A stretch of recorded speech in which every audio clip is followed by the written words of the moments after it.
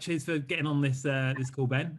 What we thought we'd do, the great minds of Ben and Clive, we thought we'd get together and just do a bit of a kind of an overview of 2020. I know it seems a long time ago now, but kind of what were the surprises of 2020 and how we can learn from that crazy year. And possible predictions for 2021 if we can predict. I mean, I don't think anybody would have predicted last year, but if we can make any sort of predictions this year, and hopefully that will help some people to maybe just at least have a think about it and try and get ready for certain things that we might anticipate. Shall I kick things off, Ben? Yeah, feel more than free, but yeah, very much echo your sentiments. I think it's a great time to reflect on what's happened, maybe learn from, of course, the difficult year that everyone experienced last year, and try and figure out how can we navigate 2021 as best as we can for success. Absolutely. Yeah, absolutely. Yeah, echo that as well. So, I mean, kind of, let's obviously kick off with 2020. I mean, look, let's not kick about the bush. The obvious surprise was obviously everyone was in lockdown, but what came of that is the first surprise didn't surprise me at all. I think a lot of people, now of course we're in the lead gen space, so we're talking about lead gen specifically, but a lot of people gravitated towards subscription models, where they were taking advantage of the need to obviously not leave the house and there are huge arrays of like really savvy, smart subscription boxes, gifts, whatever they need to be, that became a really big thing last year for us. And I mean, and even so, we did some stuff together on that. But what I was also surprised with was not so much just the generic ones that have been around for a long time, like, I don't know, like your HelloFresh or whatever, that you might think actually that's understandable. That's a food-based subscription product. I also saw that they increased in every sort of area. So whatever they happen to be, whether it be a shaving product, whether it be a pet product, it really didn't matter too much. And I think that's what surprised me. I wasn't obviously so I didn't find it so surprising about the food products. I thought that kind of makes sense, but it seemed to touch everywhere. I think people just kind of thought, okay, this is an opportunity for me to hibernate a little bit maybe and take advantage of some of the cool things that are on offer on the internet. And just before I kind of kick off to you, I think that the other thing that was really surprising for me was investment products. They really worked well for us, and kind of the partners that we work with, which obviously was quite nice to see, because when you're in a year of, understandably, there are a lot of hardships. People will have unfortunately lost their jobs on certain occasions. On the flip side of things, there was at least that ability for some people that were fortunate enough to stay in jobs and whatever to have that little bit of extra expendable income, which meant that more likely or not, that's the reason why those investment products did well. We saw real uplift on those, and people taking advantage of how to better the money that you're saving and not just let it sit in an interest account with 0.1% of an interest rate. So that was surprising and reassuring to see. I'll stop blabbing now. Both the things you mentioned have something really in common for me. That's one of the biggest things about kind of our industry, right? And that's this consumer demand. And consumer demand comes in, and it comes in quickly. And I think for me, that's the biggest thing from last year: agility and speed. That was a game changer. You needed to react incredibly quickly to what the consumer was doing. And in both the models that you're talking about, the subscription model and investment, personal finance, these are things that happen really, really quickly. And you have to be able to follow that demand rapidly and have the right partners in place, the right kind of business model that allows you to pivot and move quick enough to be able to keep up with them demands. And I think those are probably two that you're going to see continue. Subscription models and direct to consumer, we've been talking about it for years in this industry. It's going to get bigger and bigger and bigger. And that's because as consumers, that's what we want. We want to interact directly with the brands. We want them to know more about us and have that direct relationship with them. That's a really, really exciting space to be in, but it's speed as well. You know, when the whole lockdown came in, lots of businesses had to change that quickly. Yeah. How do I go from user being able to see me to be able to get the product physically through the door in the way that they want to consume my services? So for us as a publisher, that was a huge learning curve as well. The fact that you have to just change like that. Yeah. And the same again with finance. You know, I think that there's so many reasons why it could be a popular product. Obviously, the economy is a little bit shaky at the moment. Maybe there's certain job roles that are going to change and maybe not exist. So people are looking for second sources of incomes and everything else. But it still goes back to that kind of agility and being able to get that product to that customer fast. Because as quick as it becomes hot is as quick as it becomes cold. True.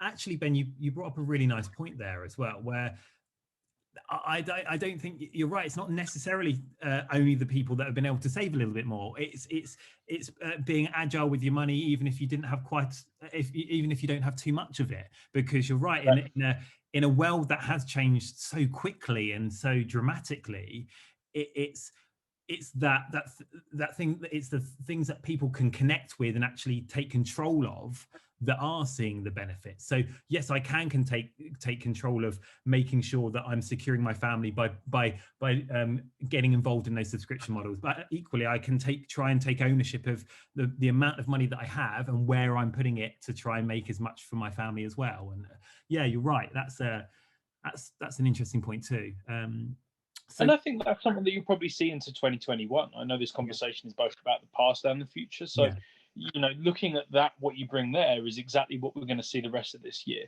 We're probably going to see more people looking to save money, looking to invest their own finances into other fields to create second incomes. Last year, for example, we saw huge amounts of customers looking for how to develop other skills that maybe don't sit around their usual job role. So they're looking at other ways of making money, other ways of saving money. And that's something that's really going to continue. You look back to like the last recession and you saw huge unicorns come out of it, and deal sites, for example, which is where we were born. That's when they all came around, like your Groupons and your Go Groupies and such. And I think you're going to see something really, really similar happen here. Yeah, that's a good. There certainly is going to be kind of a solidifying of what has already happened. One thing that I think, and it could be maybe actually it could almost be a 2022 prediction. But I think once the world has gone back to some sort of normality, which I think will happen this year, I think an area that's going to grow a lot is, it's going to come back actually, is people's investment into green products.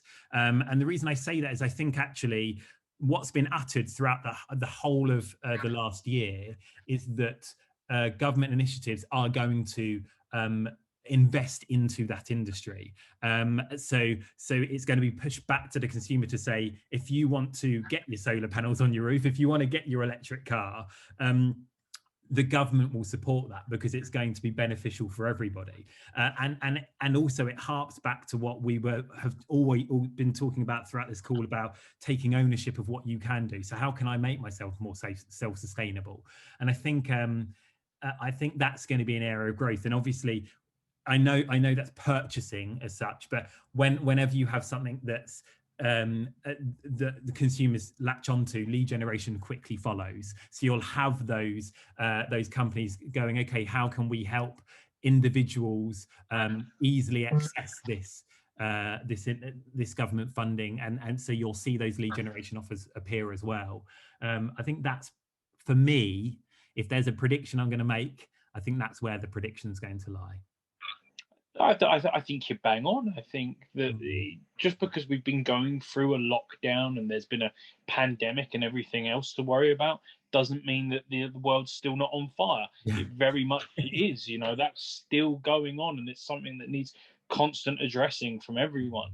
And I think it still sits with what I said earlier, with that consumer demand as well. That consumer demand is going towards green products, and it's been going that way for a while. You look at veganuary as well as a great example. A lot of people aren't doing that for the health benefits. A lot of people are potentially doing that for the environmental benefits. Yes, Sit absolutely. hand in hand with it.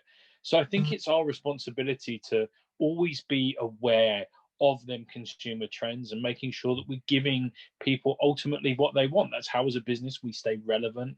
That's how that we kind of keep satisfied customers constantly coming back to us. And it's really interesting when we look at some of our partners from the last year on the e-commerce side of our business.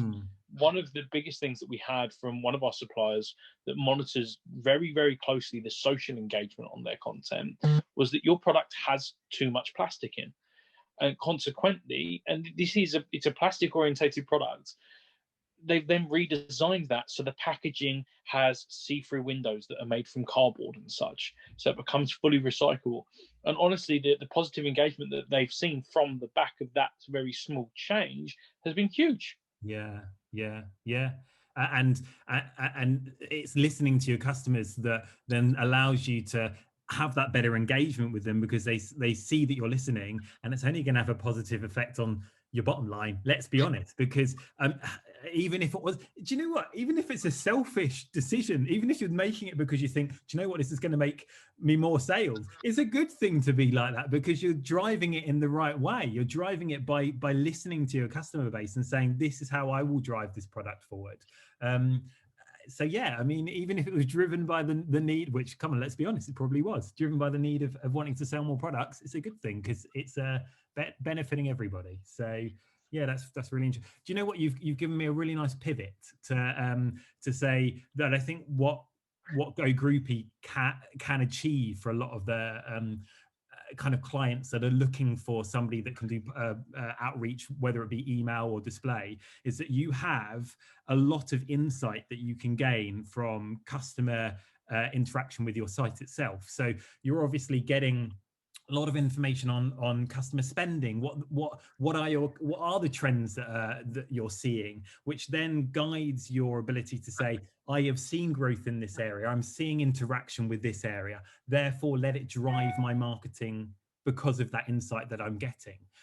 So I think for me, I mean, if I'm kind of pledging the partnership that I've had with you and kind of what I've seen the benefits of, it's that you've been able to go, now, Clive, I want some offers in this area, because I've been seeing lots of growth in that from the interactions that I've seen on our on-site and from our email blasts. So I think that's keep on doing that, because I think that's obviously a massive strength that the Go Groupie brand have and can give to their partners, because it's only going to, you're going to make more insightful, educated predictions as to what's going to be doing well when you're dropping it into your newsletter or putting it onto your site. Well, look, thank you very much, and it's been a great partnership so far, and we very much enjoy it, and obviously want to invest more of our time and energy into that partnership. Can see it as a huge area of growth for us. Thank you very much for the compliment on how we kind of operate, and it's one of the benefits of having an e-commerce business is that you learn so much consistently, and you can use that information to your advantage to make better decisions based on the data that you have. So yeah, we're obviously moving forward into 2021. We're looking to use that for more of the monetized customers and partners. It's been great for us, and we're very much looking to continue it. And to turn this on its head slightly and just say something about you guys, like I say, it's been great. My only one reservation is the fact that even up until this point, we haven't had that beer together. But it's not going to be that much longer. But look, for us, it's been fantastic. It really has. Introducing people your way that maybe don't understand how to fully move into the digital world and understand the full funnel of lead generation. I think you guys have been really instrumental to that, and I think there's a lot more that we can do moving forward in that partnership. Agree. Yeah, I mean, it's something that we've been building on for the last few years, where you have either control of the customer journey with the client that you're working with, or you have control of the customer journey because you own that customer journey yourself. So yeah, it is. We can't so much have an impact on the end result of the physical sale of that product. That has to be dealt with by the client itself. But what we can do is use our expertise in the wealth of years that we have in the digital space and go, do do you know what, we understand that the Go Groupies of this world can deliver good quality to certain areas, to lots of different areas, and what we can then give to that is make sure that the product that you're sending to has that clean journey, that clean page to make sure that lead path for you is as efficient as possible. So then you've got, there's not many media partners that sit like you as well, right? That actually take the time to understand the business, understand that when you are, because this is an investment process, no matter how you cut it up, you are investing in a partnership, be that money, time, whatever it is. There is a physical investment that takes place, and what you need is someone that sits in the middle, almost as the broker, that's making sure that that investment is going to work the way that it should, to give you the returns that you are after. And to make that actually possible, that investor needs to understand the full picture of things. You know, from the publisher point of view, where's the right place to put it, all the way through to how much do I need to be spending on this lead to make it worth my time and make it work for my business. And I think that's where you just hit the nail on the head. Yeah, it's value adding, isn't it? It's always making sure that you're doing your bit for your partners, but you know, I think that's the last bit and thank you very much, Ben, that's really kind words. But the last bit I think that we both definitely will agree on, that we should end the call on, is talking about partnerships. I think actually, sod all the predictions for this year, what will 100% be needed is those, more than ever, is those partnerships, because we haven't had that deal yet. You're right. And actually, if you talk to 99 people out of 100 in our industry, how did we make those connections most frequently? It was face to face. It was over that beer. It was at the conference, the numpteen conferences that we went to. But those don't happen anymore. But that doesn't mean that partnerships are no longer valid. Actually, it means that they're even more important, because you're having to do that extra bit to make sure that they're still strong. Like, get on a Zoom call, like make sure you're on the phone ever so often, or just reaching out to somebody on Skype and saying, I hope your family's all right, mate. I know this is a bit of a crap time at the minute. It's just, it's so important, more so than ever.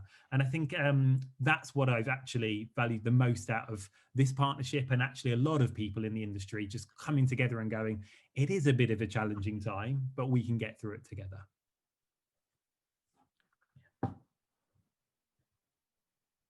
Oh, Ben, I think I've lost you.